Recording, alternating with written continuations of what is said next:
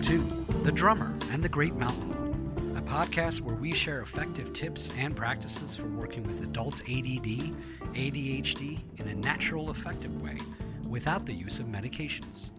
Each episode, join me, your host, Bahman Sarram, along with the author of The Drummer and the Great Mountain, Michael Joseph Ferguson. Join Michael and myself in an interactive discussion of sharing our stories as we journey together in transforming what can be the gift of being what we call hunter types.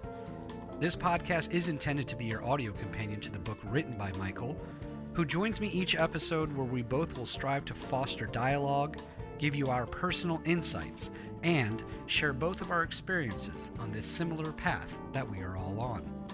Our intention and hope is that along with the book, this podcast gives you an additional perspective as you listen to us delve deeper into each chapter of the book to give you even more tools to go along with what it is that you are reading. Visit us at drummerandthegreatmountain.com to purchase the book and look for more tools, tips, and updates, as well as giving us feedback on this podcast.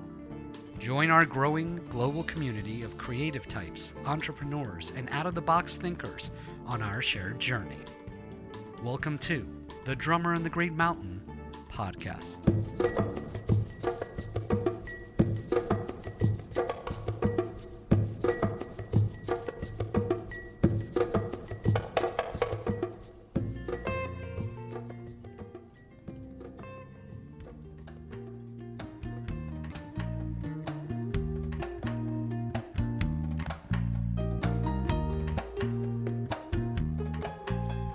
Hello, friends, and welcome to the Drummer and the Great Mountain podcast once again. Today you're going to hear me and my sit down with the author of the Guidebook to Transforming Adult ADD ADHD, also called The Drummer and the Great Mountain. You're going to hear me and Michael Ferguson sit down and talk about part 2 of a 3-chapter segment, overall covering chapter 9 of the book. As always, our goal, if you are new to this arena, this podcast, is to be an audio companion to the book, to give you a little bit more in depth, get into more detail on some things, and really overall let you know we're here. We're experiencing what you're experiencing. We have experienced it, and we're getting great feedback via Facebook and the website about everyone who's experiencing what it is to be a hunter type. Some of us are on different points of the path of transformation, so it's really been great to just hear from everybody. We have a lot to cover today, so I'll try to keep the preview short. All in all, today we're covering diet and nutrition. 3-parter covering chapter 9. First part was exercise. Today is diet. Next part of chapter 9 that we're going to cover in the next podcast will be supplements. Overall today, we cover things in 3 acts, if you will. First, we clear the table. And what I mean by that is right away getting to, as a hunter type, what it is you should not be eating and absolutely avoiding, making it real easy to knock those off of anything that you should no longer be putting in your shopping cart. And then we get into, now that we've cleared the table, what should you be eating as a hunter type?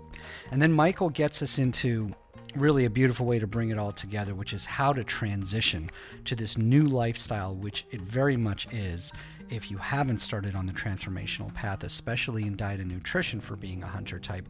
It's definitely a transition. So we get into a really good in-depth conversation and sharing our stories of what this transition phase was like for us.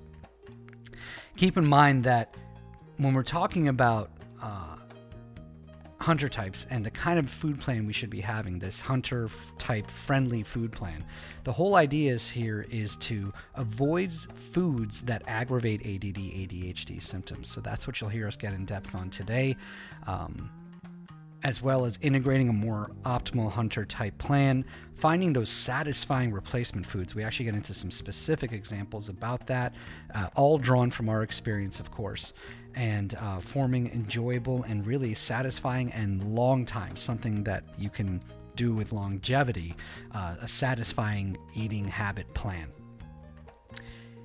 One note we wanted to make, and actually we realized this afterwards, after we recorded this sit down, Michael actually pointed out to me, so I want to point it out to you here. For those of our audience that are listening to us, and we get to the part in the sit down conversation where we do talk about how to go about this new food plan and certain places to shop, such as your local health food store. For those of you that may live in an area where that's not as accessible, it's not as close of a drive as we make it sound, as it is for us in our experience, that's fine. You always have technology, you always have online. Still try to soak in what we're saying and the plan that Michael sets forth here, and write your notes down and follow the book. This is all also, of course, in the guidebook itself. And you can always find these things online. Some of the health food stores we mentioned in the podcast have online stores that will also deliver too. So there's definitely ways for you to still do this, even if the health food store is not something that happens to be convenient for you and where you live. So without any further delay, just want to remind you, of course, we are at drummerandthegreatmountain.com. Please click on that Facebook link. Please keep giving us your feedback. It is what keeps us going. And now I will take you to my sit down with Michael Ferguson on our discussion of hunter types and diet and nutrition. Enjoy. Welcome to the Drummer and the Great Mountain podcast. This is part 2 of chapter 9. For those new to our podcast family here on the Drummer and the Great Mountain podcast, this is an audio companion to the Guidebook to Transforming Adult ADD ADHD by Michael Joseph Ferguson, who joins me here with every podcast to delve into and get deeper into each chapter of the book as a companion to having the book. And we are so grateful and delighted for all your feedback that you are giving us out there. And we've been telling you every week we're thankful for it and tell you to keep it coming. And you do. Do also please remember that we are on iTunes. So feel free to leave a review for us on iTunes and or Goodreads as well. We welcome the feedback Michael mentioned last week. That's kind of what, and I've mentioned it before too, remember that's what drives us. Some of you have been telling us what you want to hear more about, more specifically, and it obviously has to do with what's going on for you personally in your life in this transformational process. So that's exactly what we want to hear, and you'll notice that it finds its way into the podcast, especially if it hits on anything that the transparency that we have here in the podcast, if it hits on something that also is going on for us at that time where Michael or I have experienced it, it kind of brings it up for us, and we remember to share that with you here on the podcast. So with no further ado, I'm going to bring Michael in to have a conversation today about diet and nutrition. Keeping in mind it's a 3-parter. Last week we covered exercise and the key foundation that is to your transformational plan for being a hunter type. Now we want to focus in specifically on diet and nutrition, keeping in mind that in chapter 9, this is all one chapter, but it is a big chapter. It's a long chapter. It's an involved chapter. Therefore, in the podcast, why we split into 3 parts. So let's get into it. Let's start talking about diet and nutrition. And Michael, I imagine just like anything else that we've mentioned so far about being a hunter type, one of the first comparisons we made is that in this world, when you're on this transformational process, is to realize you're a hunter type, and that there are farmer types. And we said when we start on exercise, look, everybody needs to exercise. We know it's a Western issue. It's a Western Hemisphere issue that we do not exercise enough, and our diet is not good enough. That goes for hunter types and farmer types. But for sure, hunter types are more susceptible, is what you're trying to communicate here, to exercise, diet, and nutrition.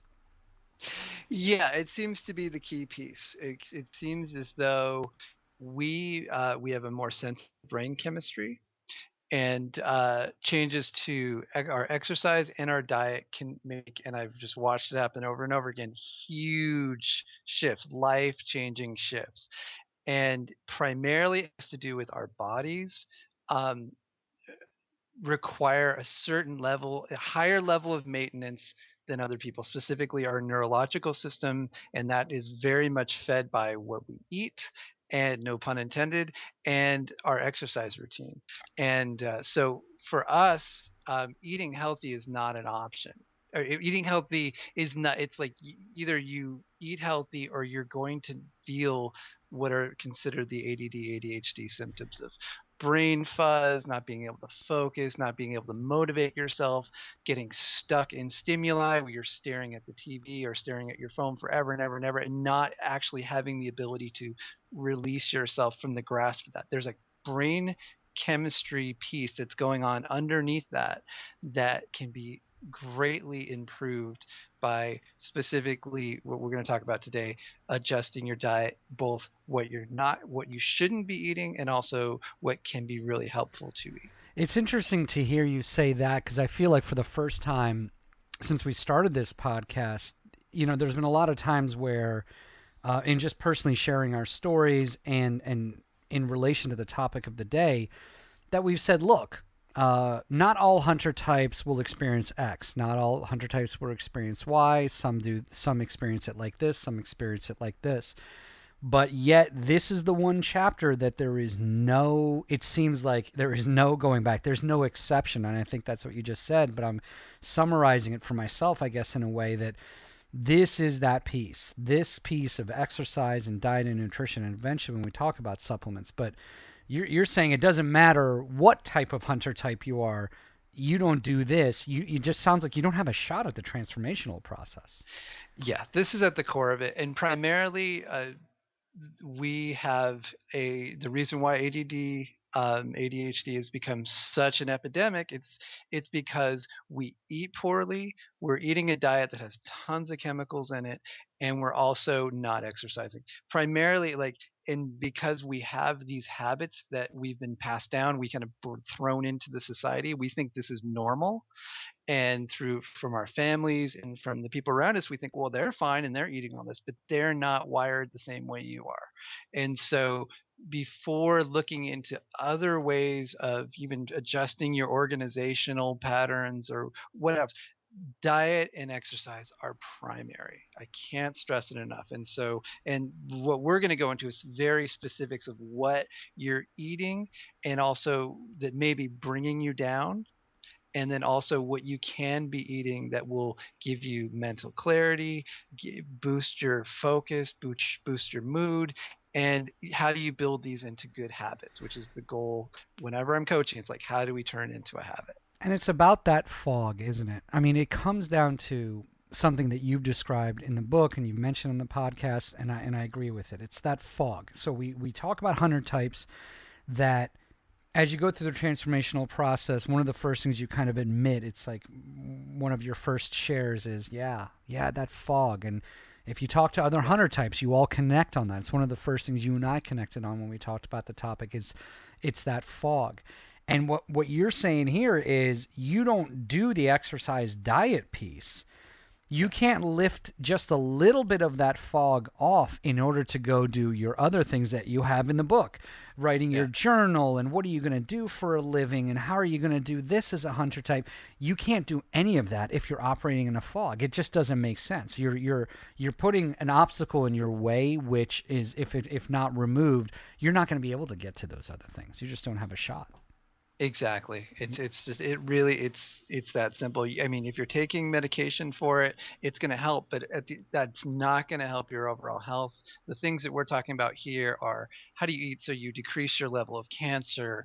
How there's so many benefits to the diet we're proposing. Losing weight, feeling better, all these things they have benefits that go beyond just your life. They affect people around you, and that's why this is such a primary piece. And the discipline and the focus and making that commitment to yourself to start eating better and focusing on your health has huge, it builds the muscles that you need to make the other shifts in your life towards Mm-hmm. the life you want to live, the work you want to have, whatever perhaps there's creative projects that you want to manifest. All these things are tied up in this one piece, and it's sometimes challenging, but it's in the long run it will give you the strength to do anything else you want. I feel like I brought this irony up in the spirituality chapter 8 podcast 2. It's the catch 22 of being a hunter type. We can laugh about it. we tend not to, when we're not transformed, one of the things we're weak in is focusing, longevity, staying with something, pick a Yeah. topic in that. Yeah. So the whole irony here is we mentioned this about getting into some type of practice regularly, whatever that spiritual path is, but we specifically mentioned meditation and mindfulness. And that's the same point here. Is the irony is that by committing yourself to this process, which we're not going to get into, Yeah. is that you are building a good habit which you haven't built before. And look at it from a 30,000-foot branch. What is the good habit? The actual concept of sticking with something and building a routine. Hunter types, when untransformed, I will speak for myself, we don't live on routine. In fact, we look down on routine. There's a part of us, especially the ties you make, Michael, a lot of times with artists, how a lot of artists are hunter types. We almost, I mean, as an artist, you always look down like, I don't need discipline. Like, I want to be a free spirit. And that's the whole irony, is you can be an artist, be a hunter type, and have some discipline and have some routines, and you're not going to take away from the truth of who you are. So there's no worries there. This transformational process is about bringing all the best powers of who you are together, including being a hunter type. With no further ado, let us get into, I feel like it's a lot easier in any discipline that's new and you're trying to start it. I love the idea of starting with, well, wait a minute. Instead of giving me this long detailed list, especially as a hunter type, don't start me on what I should be doing. Can you tell me like the big things that I shouldn't be doing? Because it's almost easier for me to pick those out when it's in front of me. So start us in with what are we to avoid as a hunter type specifically in our diet? Okay, so the part of this whole thing is what we've considered normal is is probably killing us, and most of the time it is. It's like the things that you do at a regular basis that you eat that you were told is just fine. These are things that are probably exasperating your ADD symptoms, and so just eliminating some of these things in your diet can have just exponential effects. And so one, I would say I did this. I ate a very poor diet growing up in terms of it, especially by 18, 19 years old. I was doing fast food all the time, lots of sodas. uh, I did this, and it was hard, but it was the best thing that I could do. And actually, looking back, it was hard for a short period of time, and then it got way, way easier. There's a point where you get over the hump. So specifically, here's some things that, in I want to preface this by saying, as I mentioned the things not to eat, we're going to go into ways of integrating what to eat. So it may sound like everything you eat is off the list. We're going to address at the end of this how that's actually not the case. It's Mm-hmm. just specific ingredients in what you're eating. So the main ones are what I call the artificials, which is artificial flavorings, preservatives, and colorings. Second one is refined sugar. Third one is white flour. Those are the three big categories of what not to eat. And specific, so in all of this, a key piece here is start reading the label of what you eat. If you're buying something at the store, learn to look at the label, train yourself to look at it, look and see what the ingredients are, and make that decision whether or not you should eat this or not eat And this. if And this I is one of those. and if Yeah, I may and if I may, let me just finish that one sure, point. sure. If someone, if you focus on just make it, this is the one point in all that we're talking about where I think there's certain flexibility that you should have, but in these particular areas you should really minimize it or get it to zero in terms of allowing these things into your diet, because almost guaranteed they're starting to they are affecting your focus, your mood, and your ability to be consistent with what you're focusing on. And that was one of the and the reason it came to me, and I didn't mean to cut you off, but No worries. I pictured myself the first time that I was in a store, and it was even a healthy store, and I was like, okay, here we go, hunter type, trying to change things, what not to eat. You know, the very act, I remember this, I can picture this. I'm looking at myself from a 30,000-foot level. I pictured myself and how I actually struggled to try to read the label. And what I mean is, because that's not a discipline, you're going to find that this process is very funny. This is one of the first disciplines, good habits, muscle building things you're going to be doing is called looking at a label. A, you're not used to it. B, you're a hunter type. You want to get and go and eat. Yes. Time out. Now let's use chapter 8. take a breath. And, Yeah. and this is all with 2020 hindsight. I did not do this in the beginning. There were days I was like, honestly, screw it. I'm not doing this. Yeah. Whatever it is, I'm used to this can of this. I'm eating it. And there, by the way, there is a part of you that's going to find you almost don't want to read that label on the same can of something you've always been getting because Yes. you know there's a truth in there that now is not part of what you're supposed to be eating, and you don't want to part with it. I know. I've been there. Believe Yeah. me, I've mentioned so many times I am a recovering food addict, and addiction is real to food. And then there's the addiction to foods that you just love. I know it's hard, but then wait till you get to the point that you don't even look. Like the other day it happened, I walked by something that I had bought. I think it was these artificial cheese crackers. I mean, it was one of my favorite things of all time. And you would say crackers not that bad, but I'm talking about the stuff that's obviously not really cheese. It's flavored to taste like cheese, right? Right. And it was really funny. I realized like, wow, the last time I actually even picked up one of those was 2 years ago. And I remember that was one of my first ones was I Mm, didn't want to that's read. it. I didn't want to read that label, but it's really hard. Do it. Make this one of your first disciplines. Michael's Yeah. always talked about starting small. Test yourself. Make this how you started out with just 5 minutes of meditation.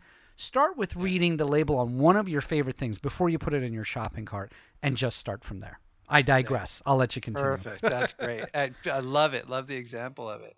And so, and this is just not something that we're making up. This there are countless studies. If you look at if you have if you already have the book, the bibliography, if you check the bibliography, you will see there are many studies cited in this information. So there's countless studies in terms of ADD exacerbated by artificial flavorings, artificial preservatives, and then the so if it says yellow number 5, red number 40, that's an artificial coloring. If you're looking at the label, sodium benzoate, if you see that, that is also proven to exacerbate hyperactivity.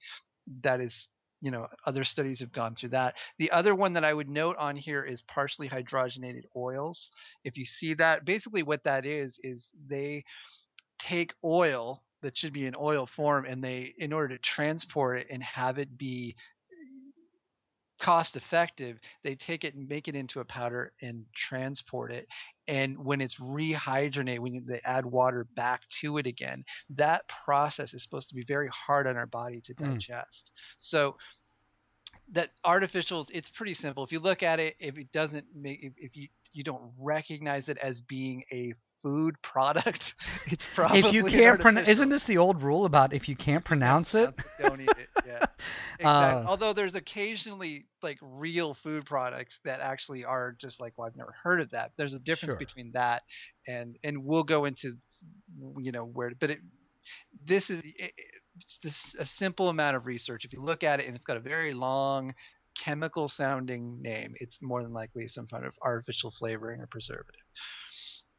And then so that's the artificials, pretty self-explanatory. And if you're eating it, it's just like whether you just being aware that that's probably taking you down. And if you even pay attention to your energy cycle, you might have some energy right after, but then you'll probably notice a dip after that. Well, part of Uh, the part of your coaching notes, and we've mentioned it before, is if you're keeping track, one of the first things you're going to do in this transformation process is have a journal and track things. If you want the proof of this, if you're kind of a little hesitant to let go of something because it has some of these ingredients Michael's mentioned, yellow number 5, red number 40, sodium benzoate, put it in your journal. Try an experiment next time. And if you're writing in your journal that you had something with that and then you noticed a spike in the graph, whether it's emotionally or downwards in the graph emotionally, you have your answer. There you go. That's it. And then we will go into the process of like how to make this a little bit more manageable so it doesn't sound like you're joining the military or something like that where you're in boot camp and it's It just might feel like that at first, but and it might, but let's try to minimize it. I try to exactly. minimize it when I'm working with people. Okay, so that's the artificials, refined sugar and high fructose Mm. corn syrup. We're familiar with these on the label. I mean, high fructose corn syrup, that's what it says. Refined sugar is just sugar. So when you see a label that just says sugar, that is not a whole sugar. That is the sugar cane or sugar beets. It's usually beets.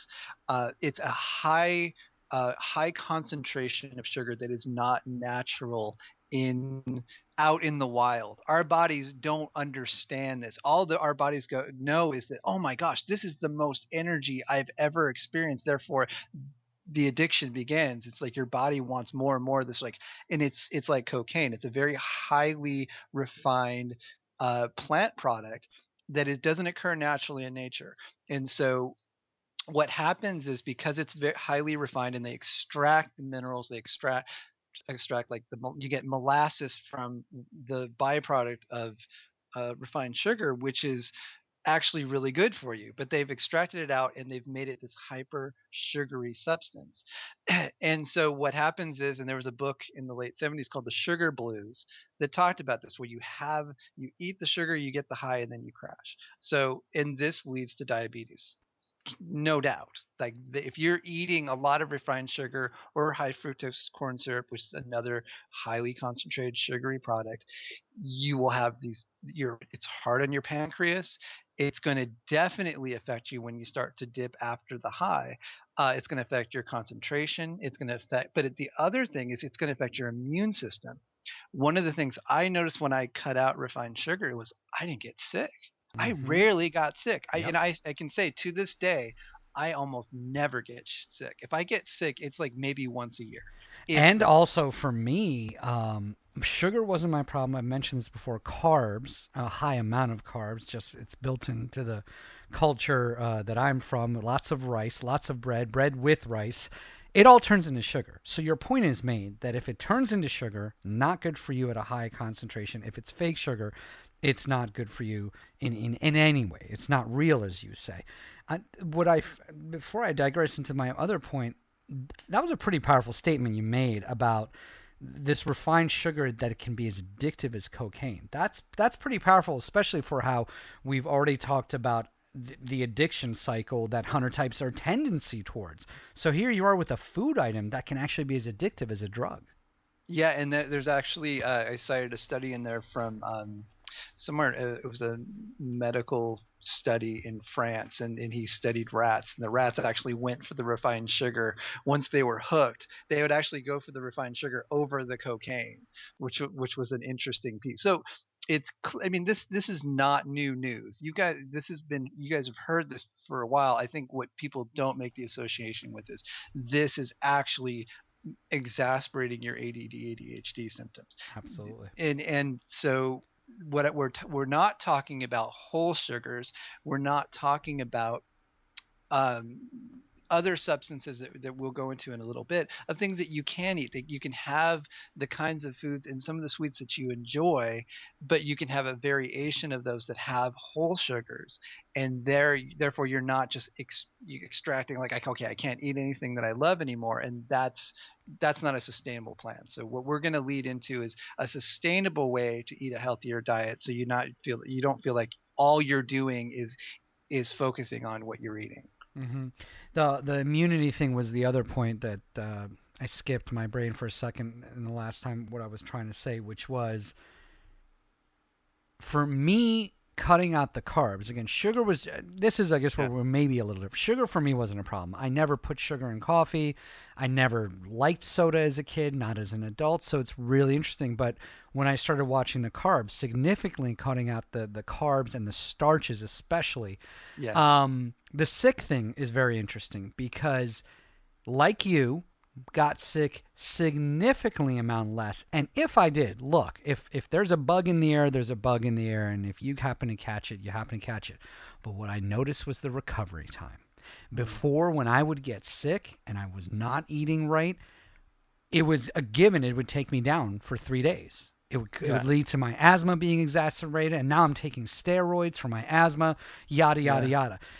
Having been on a hunter diet, I Yeah. remember there was a couple times in the office. There was a bad cold going around, and unfortunately, people came into the office. I was worried about getting it. I've twice this year I've gotten something that's taken other people out. I A, didn't have to stop working. B, I was still able to go and do my exercise, and C, It was for me a day what other people were experiencing for a week. So it's There you not go. for, I just want to share that it's not only about not getting sick. You're going to notice your recovery time is going to be faster. You're just going to be, There you go. you're just going to be at an optimal. Your engines are primed. They're running at an optimum rate, so your recovery is going to be faster. If you're not trashing your immune system every single day with what you're putting in your body, then your immune system's stronger. And then it just takes, like for me, vitamin C and B12 at night before bed Mm-hmm. if I'm feeling like something coming on, and then in the morning.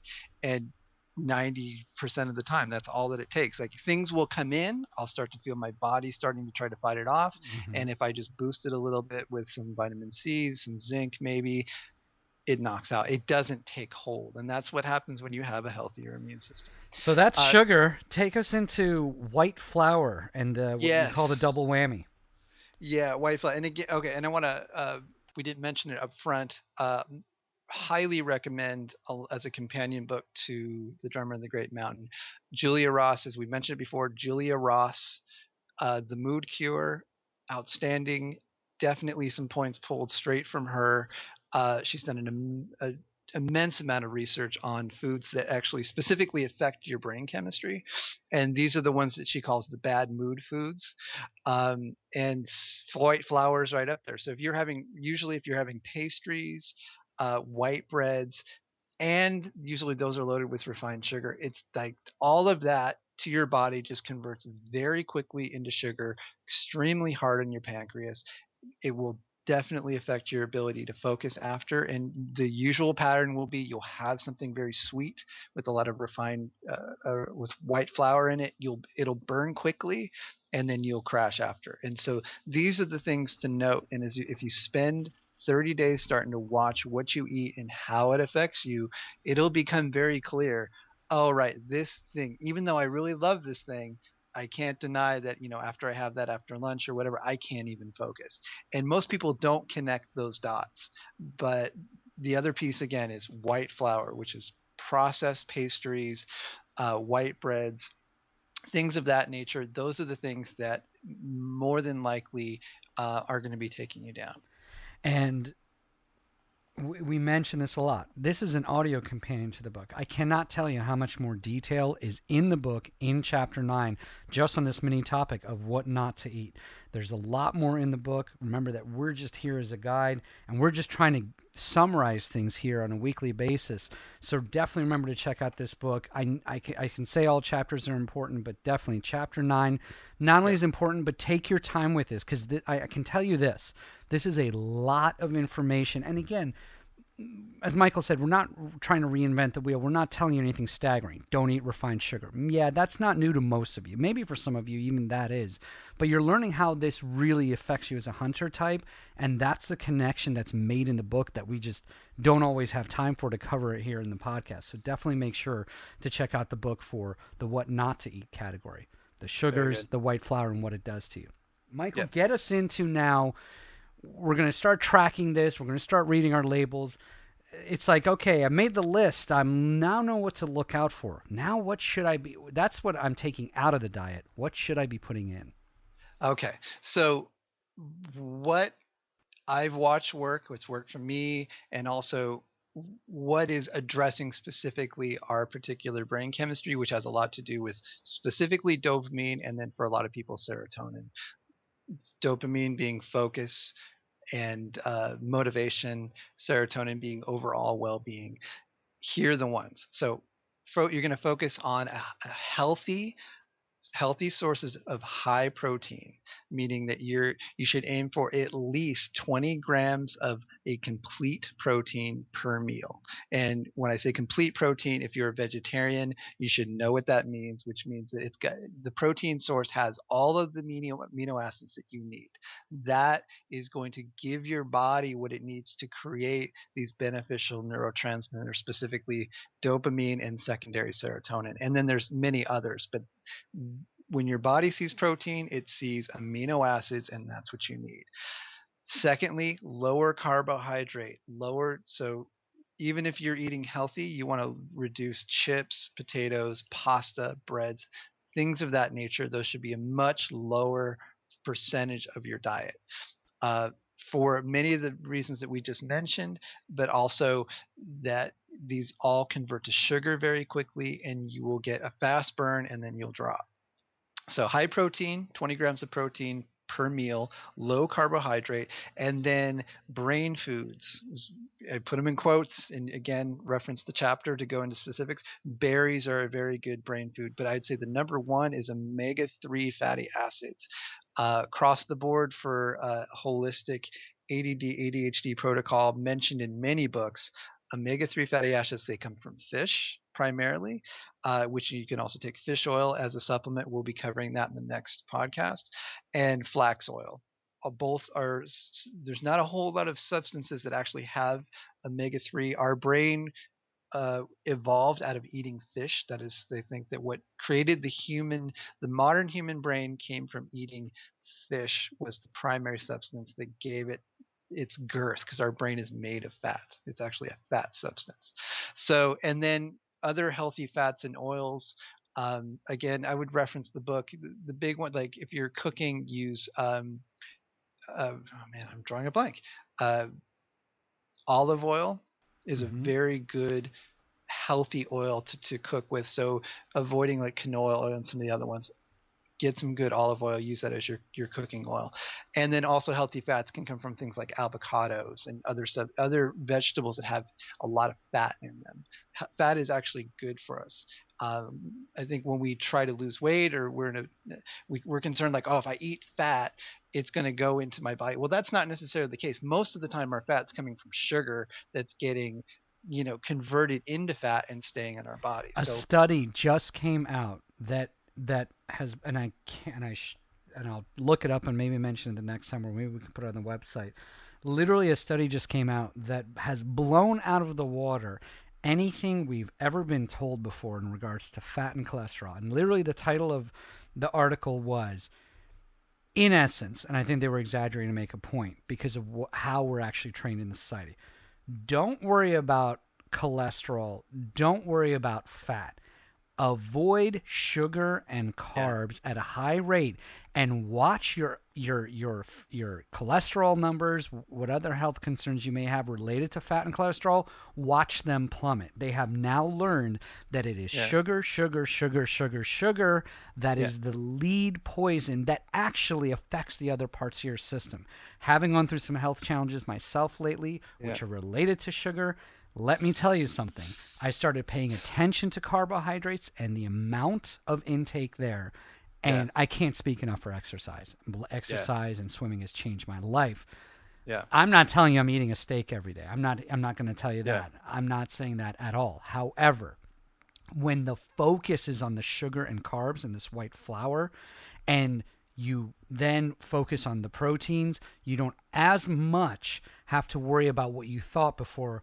Oh, that's got a lot of fat. That, yeah, avocado has fat, but it's a good fat, and as a yeah. hunter type, that's what you need. You need that for your brain chemistry.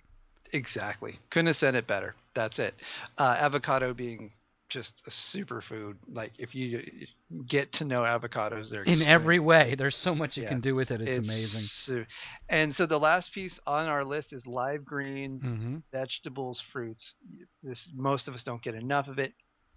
Organic, organic, organic. Make Yep. sure it's not sprayed. Organic. Like people think, oh, well, this is sort of just this kind of hippie thing. It is what food was before we started spraying it with Exactly. chemicals, This is and not a those tree chemicals. hugger thing. This has nothing to This do with being a tree hugger. There's no stereotypes here. This is how our food used to be. That's it. exactly, and Yep. you're no longer having to process those chemicals through your body as well. And as So it, far as habits, if I may, for those of you who have never been to or not thought about going to your local farmer's market, let me just say, if especially if you have a family of any kind, or you're in any kind of relationship, this is yet another good habit you can build, and the domino effects it has are so beautiful. Pick a regular day of the week. Usually it's a Saturday or a Sunday morning, and make that a family outing. We have over the there you last go. year, and I cannot Perfect. tell you how great it is. There's tons of things for kids to do. They usually have live music there. You're also walking around, and here's what There you I've go. found. You're walking around in an energy of organic food, and the difference between walking around where the energy coming at you for the nutrients that are literally coming at you. And by the way, the taste testing, everyone has something for you to taste. Taste There you these organic peaches, taste this organic nectar. The difference between walking around there and a quote unquote normal supermarket, if go. you don't notice the energy difference, I would like you to tell me that you don't, because I Yeah. guarantee you will. And look at the habit you're building. You're building a routine. And I have some good news for you. Walking around a farmer's market, you don't need to read the label of anything, because there's no labels to read because Yeah. it's all right there. So that's another good habit to build, and I'm a witness to it. There you go. That's it. And if you just in that will save you money too. If you're going to the farmers market, you're Absolutely. going to be paying less because you're buying straight from the farmers, which is helping the local organic farm. And you do have to watch it. Some farms do spray, so you have to look for organic or talk to people. Sometimes they can't afford to pay for the It's actually there's a lot of hoops you get depending on what Yes, state the you're in. license. Yes, the There's the licensing certification. is so you need to just talk to them, ask them if they spray their food. Sometimes it is organic, but they can't afford the licensing. Get to know the people there. In either way, at least you're going to the source of the food. And Um, go ahead. so we should move on here. There's Yeah. still a few more points to cover. I know we got a lot to cover in a short Before period. we do, and yeah, I'll take us there. You mentioned here, I didn't want to leave without this point without also saying that you will be surprised. More and more supermarkets, which you never thought before, There you go. now have organic sections. Supermarkets you would have never thought before. I'm seeing it happen all the time. So, look, sometimes you're in a bind. It's a Wednesday. You have to go food shopping. There's no farmer's market. That's fine. Hey, the only thing I'm close to is Supermarket X. They're not going to have anything organic. Don't believe it. Go inside. Everyone now has a section. So, we have talked about what not to eat. We've talked about what to eat. Here comes the big thing. Bring it together. How do we make the transition? Exactly. One last note on the protein piece that I feel it's important before we move on. If you're eating protein, to be very specific, which you're aiming for 20 grams of protein. The number one protein that I would recommend, bar none, is wild caught salmon. This is like the perfect brain food. If you eat fish, some people are vegetarian or vegan, they don't eat fish, so that's fine. Wild caught salmon, put it on your list 3 times a week. It is so good for you. It's a great food in terms of it's got a lot of oil, it's got a lot of the omega-3 fatty acid, and if it's wild caught, it's coming from a fresh source. You don't want to eat fish all the time because of too much mercury, but a couple times a week, highly recommended. And then down from that would be fish, eggs, chicken, turkey, again, organic if you can, free range. And if you're vegetarian, which I've been for the last 20 years, I've only recently gone back to eating some fish, which is primarily salmon. You want to eat a complete protein. You can Google what that is. That's either seeds and legumes or grains and legumes. That creates a full protein, which means you have the full amino acid profile what you're eating, and that could be rice and beans, hummus. Quinoa is a good source of protein. Nuts, cottage cheese.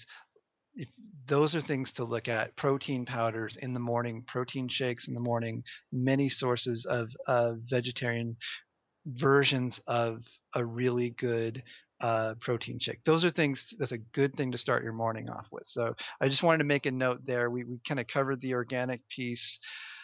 Now let's move on to transitioning. All right. So, although it's not always easy, and it takes a commitment, this is one, like we said, one of the best commitments you can make to yourself. It can have so many benefits. So here's the secret. One is we already mentioned farmers market. Start going, find your local health food store, start shopping there as much as you possibly can. I know a lot of people think, oh, Whole Foods is so expensive, or this particular. Try to find the smaller markets, and even if you can buy like a quarter of your foods from there, you'll know that if you walk in the door, most of the time they're going to have the, everything that's on the don't eat list is more than likely not even in there. Like good health food stores don't carry any foods that have refined sugar And in them. that's part of what you're paying for. So if you want some Yes. validation, There you I go. think this is an important thing. If you want some validation before thinking of it in a negative way of how much this is going to hurt your pocketbook, think about the time you're saving from having to read, double check, carry a list of what am I as a 100 type not supposed to eat. There you go. Look, this is almost think of it as an add on service that's coming with that price. That's I couldn't have said it better. That's exactly it. I mean, this is what I did. This is what worked for me was I just started going to the health food store and then start looking at, okay, what are the snack foods that I really like? There's gonna be I guarantee you there'll be a satisfying replacement for anything you got on the list. So you don't have to deprive yourself. Just look at the label. If it usually they'll have an organic sugar, or it'll say organic sugar, or it'll say cane sugar, or cane is it cane sugar? There's a few others that versions of it. But if you go to a health food store, you'll be able to find these options. The other thing is I highly recommend if you're getting if you want protein in the morning and you don't want to think too much about it, I really love Cliff Bar makes what are called builder bars. They have 20 grams of protein. Pick it up. They taste great. You don't even have to think about it. You just pick up a batch. That's your morning snack. Mojo bars. That's another one that's really good. Look at some of the protein bars that are available. It's a quick. So if you don't have the time in the morning to like make eggs or make whatever, look for like a healthy protein bar. Make that be your morning snack to get you going. And let me add to one self experience, one share here on my part as far as these protein bars. The ones Michael said are good. Kind bars work for me. I actually didn't think they would because I have to absolutely watch sugars for me.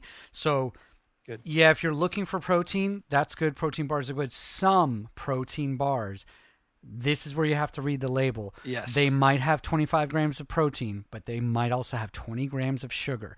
And I don't care where that sugar comes from. If you have to watch sugar and want that protein bars are good. Here's the other thing to remember. There's also protein bars that will say 30 grams of protein and hey, only 2 grams of sugar. That fence hunter type, hey, I'm good. Timeout, back to lesson number 1. Read the label. Yeah. I made this mistake the first 3 months, and it actually took a Pilates teacher. My sister-in-law actually was a Pilates teacher, and she happened to see what I was eating. I turned around my diet. I was looking great, and was asking actually, like what my little secrets were here and there. And I was like, part of it is these protein bars, and I'm not going to mention the brand because I don't want to judge anybody that eats them. And I showed her this. She goes, "Time out." Flipped it over, and she said, "Can you read any ingredient on here that you know what it is?" There That's you go. great that it has 30 grams of protein, 2 grams of sugar, but There you you go. can't. Trust me, go with something else. Maybe has a couple more grams of sugar, not 30 grams of protein, because a lot of that protein is coming from something that's not natural. So There you that's a go. little pitfall to be Good. careful for. Very good. And again, just read the label, see what's on there. And then, so in terms of replacement foods, just to give you, so to send you out, like if you eat a lot of pasta, you might want to look at quinoa pasta, which is spelled Quinoa. That's a protein. That's even though it's a grain, it's I believe it's gluten free. If not, it's very low gluten, and it's definitely a it's got more protein in it. It's a very good substitute for like a standard pasta if you're eating a lot of pasta. And again, I'm not saying you don't have to eliminate all carbs. You need some carbs, but you want to reduce as much as possible. So start shopping in a health food store. Find the local health food store. Like you said, if you go to your local market, even Walmart now sells a lot of organics. Look, see what you're buying. Look at the label, see what's there, and just start transitioning slowly and in a way that is emotionally satisfying. This is really the key, is that I see people get excited, they ditch everything that they don't like, and they're like, okay, I'm just going to force myself to eat a certain way, and then eventually they just crash. You're going to So burn out. Yep, the you're going to burn smarter out. way to do it is start replacing those foods that you normally like, you normally eat, and just find the healthier replacement for them. And you'll like, oh, okay, you don't feel like you're on a diet that's killing you. You want to feel like, okay, maybe stretching you a little bit, that's fine, but not to the point where you're thinking about is all the foods that you love. Now, that being said, refined sugar is kind of an addiction. Your body actually, will start to crave it intensely for a little bit as you're weaning off of it. So Hmm. don't be surprised that you have these like, oh gosh, I gotta have it, or you slip, and then you're like, oh okay.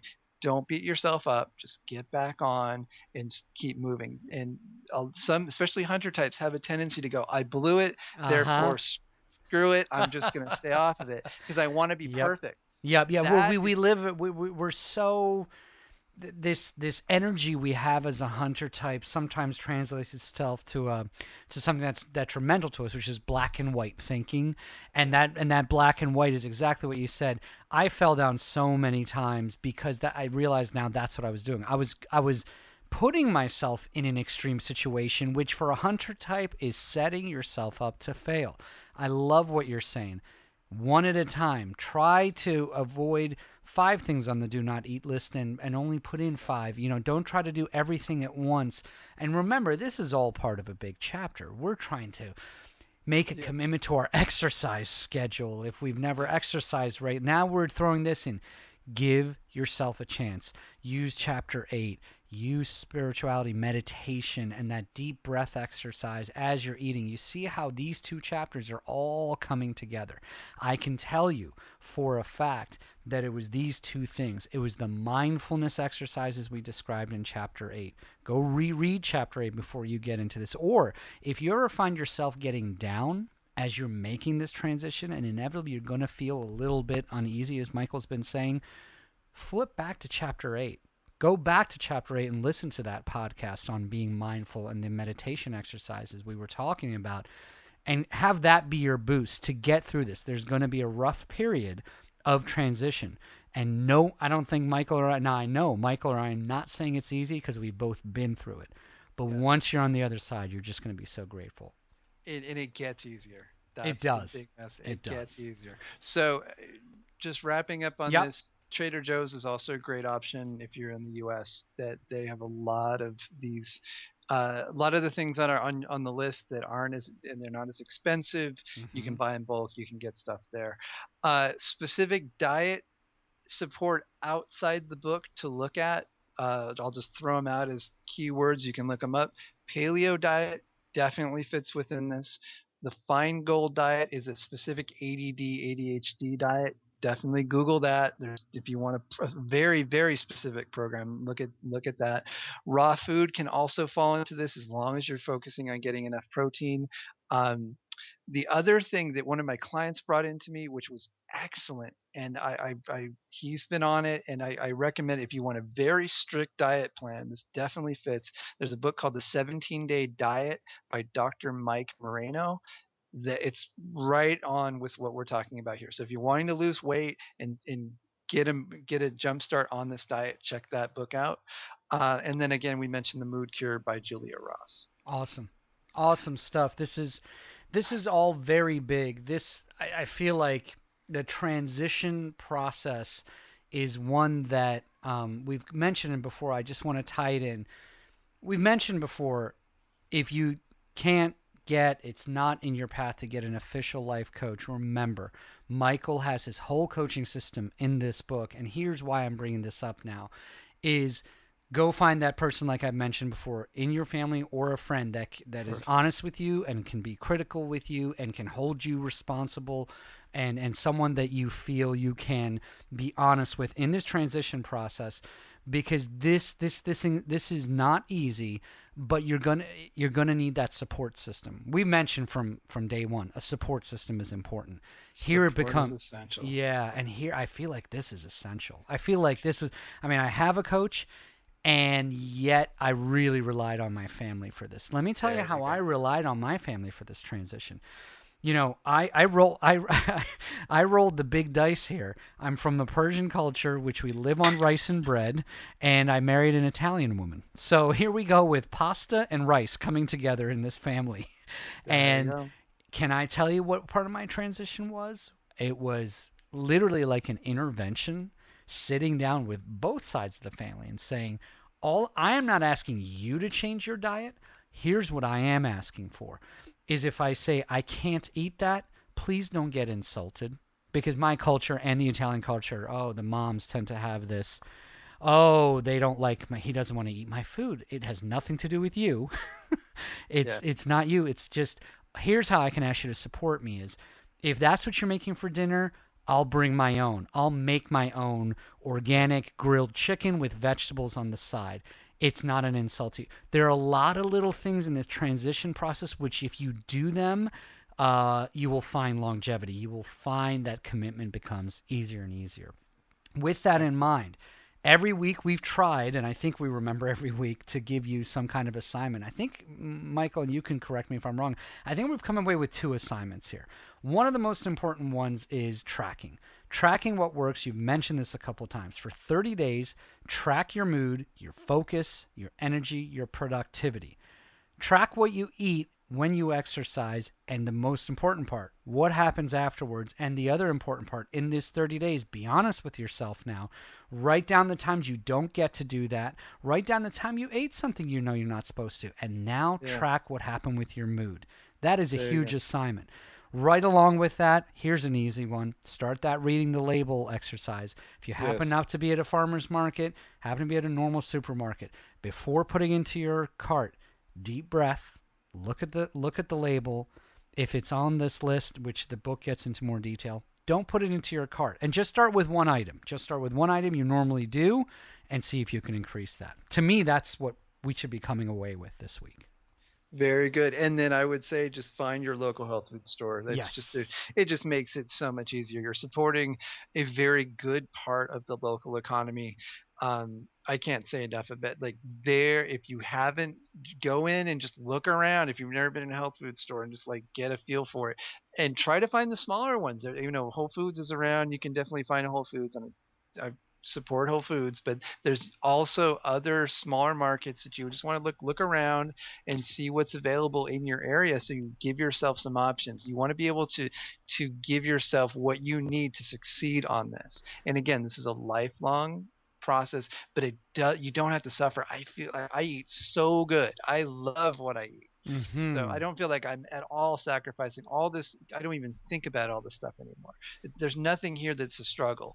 But in the beginning, just familiarize yourself with what's available, so you know you've got many, many options, including where to dine out, like what you could potentially eat. Start to map this out in your head and tell yourself you're going to give yourself maybe a month or 2 months or 3 months to ease into this, so you know you can get to a place where you're eating foods that are contributing to your focus, your well-being, and that you're able to then, from that newfound source of energy and focus, start to transform other areas of your life that you want to transform. Imagine, if you will, being in a place where Michael just said something that gave me such a great feeling. Imagine yourself as you're going through this process, knowing that the transition is not easy. Imagine actually loving everything you're putting into your body. Yeah. Imagine that. And during the tough times, imagine that. Know that you'll get there. I think that's a beautiful way to wrap up our focus on diet. Remember that we are at drummerandthegreatmountain.com. Click on that Facebook link in the upper right corner ish. We love the feedback. Please keep it coming. It is building community through the book. Remember to pick up the book if you've been tuning into this podcast. Remember, this is a service Michael and I are giving back to you. You need the book. The book is essential. There's a lot more in there than we can cover in any podcast. This is designed to be your audio companion. Give us that feedback. You've been sharing your stories, Michael. We've been getting some powerful stories, and Yes. I can't tell you how great it is. And not only that, eventually you're going to see we're building something here. You're all going to be able to connect soon in some way or another, Yes. whether it's webinars that are being planned, there's events coming, and there's online ways. And the little bit of sharing that you're doing now is powerful for us because it's what keeps us going. So keep it coming. And Michael, thank you again for a great sit down. I say it every week, but I mean it. This was fantastic. Looking forward to part 3 on new supplements. It was a great fight. I know we went really. I know I really rushed through that, but I just wanted to make sure we covered as much ground as possible in a shorter period of time, so you have what you need to get going. Absolutely. I think we did great. Thank you once again, my friend. A beautiful sit down with you. Remember to check out drummerandthegreatmountain.com for all news, events. And again, share with us your stories. Tell us what you think of the podcast. If there's more specifics of things you'd like to hear, that's what we are here for. And as always, please take care of yourselves and your health. Be well.